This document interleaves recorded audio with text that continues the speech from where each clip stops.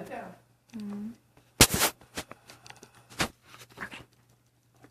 Okay, good evening. I said, imagine that there is a child that has never left their bedroom, and their only contact with the outside world was through their bedroom window. And when they look outside the windows, they see people smiling and running around freely within the outside world. So how would you feel if you were that child? All right, locking up a child would be very cruel. And you can say the same thing about locking up animals in the zoo, because obviously animals are going to belong in their natural habitat.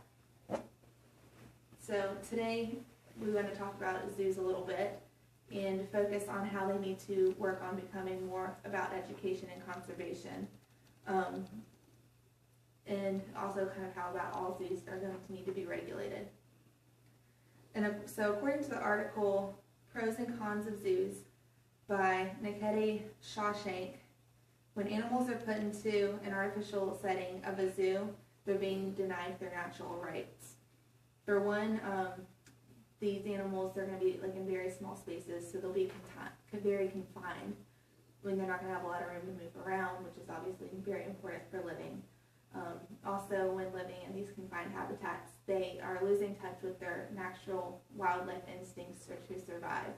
And once an animal loses those, they're never able to go back into the wild again so they wouldn't survive if they were ever re-released.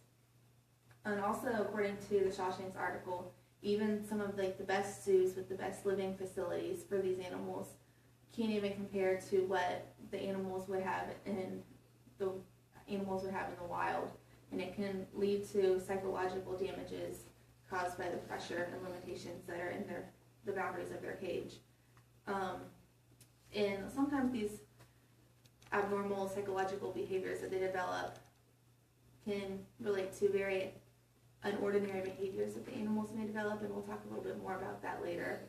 But zoos have become more and more about the recreation and profit aspect versus the educational aspect that they were created based upon.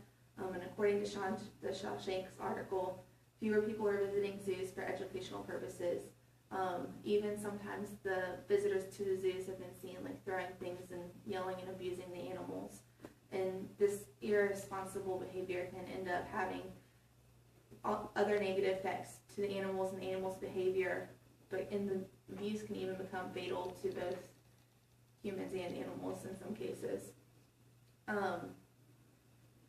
So more or less is with animals losing their life inside zoos, it's kind of doing the opposite of what zoos were founded on. Rather than protecting the animals, it's creating a hazardous environment for the animals. And it's very obviously very important that we do work towards the protection of the animals, especially for conservation. So when our future generations come around, they're able to know what these animals are. And there's another article called Zoos, Pitiful Prisons. It's on the PETA's website. And they talk about how animals need space and diversity of freedom to be able to survive. And instead of that space and diversity of freedom, these zoos are often putting these animals in very confined spaces that are, dark and dreary and pretty dirty in these enclosures. So imagine kind of being locked in a jail cell, more or less, literally. So when animals are placed in these type of environments, they can become moody and lonely, just as we would if we were locked in an environment by ourselves. It can cause a condition that's called zoochosis, according to the Pitiful Prisons article. And zoochosis is a lot of times when you see these animals pacing back and forth inside of the zoos. They'll sway when they move around, and they just go back and forth. And sometimes they'll even start self-mutilating, biting all of their hair out or chewing on their tails and things of that sort. And sometimes even if you were a visitor and you were to bring this up to the zoo staff, a lot of times their resolution to these types of issues are giving the animals drugs such as Prozac or Xanax. So it's kind of the animal ends up, if they're not comfortable, they're drugged to be comfortable and then living drugged the rest of their lives. Also, in another article called Do zoos help conservation, found on the website of the World Wildlife Fund. They talk about how rather than helping conservation, a lot of unregulated zoos actually contribute into like the black market and illegal animal trade.